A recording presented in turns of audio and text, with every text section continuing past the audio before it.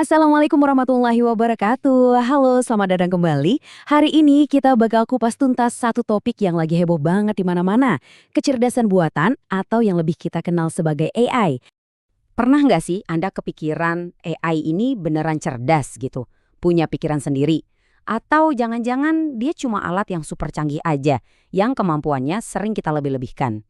Nah, ini pertanyaan besar yang bakal kita bedah bareng-bareng. Jujur aja, kadang apa yang AI lakukan itu rasanya kayak sulap ya kan? Tiba-tiba bisa nulis esai, bisa bikin gambar keren, bahkan bisa bantu coding. Tapi, sama kayak trik sulap, selalu ada rahasia di baliknya. Yuk, kita coba ngintip sedikit ke belakang panggung. Oke, biar kita nggak pusing mikirin hal-hal teknis, kita akan pakai sebuah perumpamaan yang sederhana banget tapi ngena. Coba bayangkan AI itu seperti kalkulator. Tapi ini bukan kalkulator buat angka, melainkan kalkulator untuk pikiran kita. Coba deh kita lihat perbandingannya. Dulu, kalkulator itu membantu kita buat ngitung cepat, melampaui batas kemampuan otak kita. Nah, AI perannya mirip. Dia bantu kita buat tugas-tugas mikir yang lebih rumit, kayak ngerangkum artikel panjang, nemuin pola data, atau bahkan kasih ide-ide baru. Intinya, keduanya sama-sama alat buat memperpanjang kemampuan kita.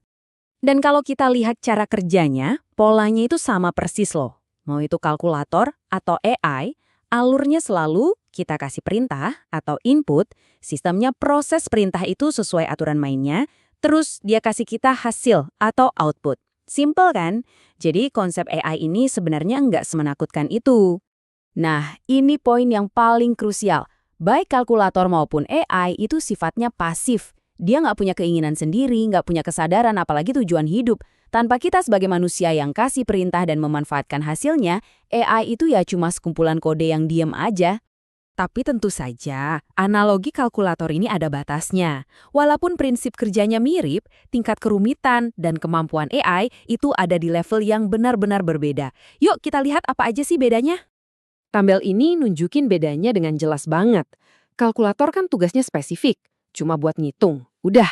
Sementara AI, wah dia bisa menganalisis pola dari jutaan data, ngerjain macam-macam tugas, dan yang paling penting, dia bisa belajar dari data baru. Ini nih yang bikin AI istimewa, sesuatu yang nggak mungkin bisa dilakukan kalkulator.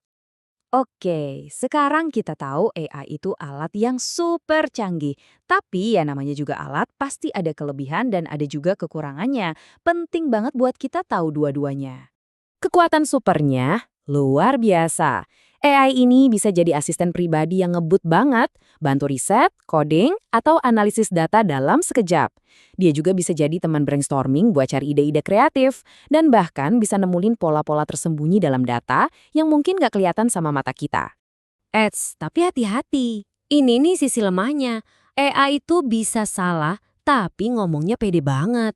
Dia juga nggak punya akal sehat, nggak punya emosi, dan yang paling penting, kualitas hasilnya itu tergantung banget sama kualitas data yang dia makan. Istilahnya, garbage in, garbage out.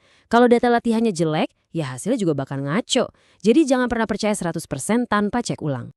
Jadi, dengan segala kehebatan dan kelemahannya ini, gimana dong caranya supaya kita bisa jadi pengguna AI yang cerdas dan bertanggung jawab?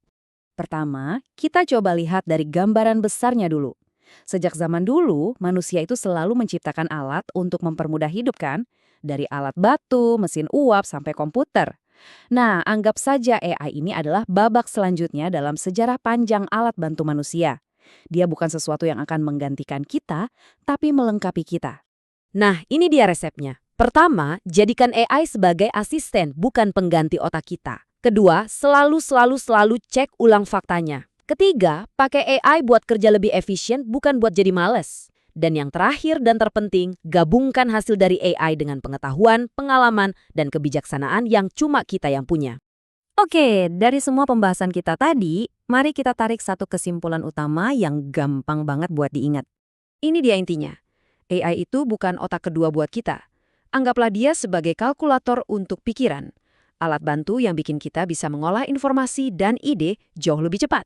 Tapi, setir kendalinya tetap ada di tangan kita.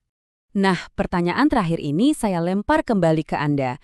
Setelah punya pemahaman baru ini, kira-kira bagaimana Anda akan memanfaatkan kalkulator pikiran yang super canggih ini dalam pekerjaan, belajar, atau mungkin dalam berkarya?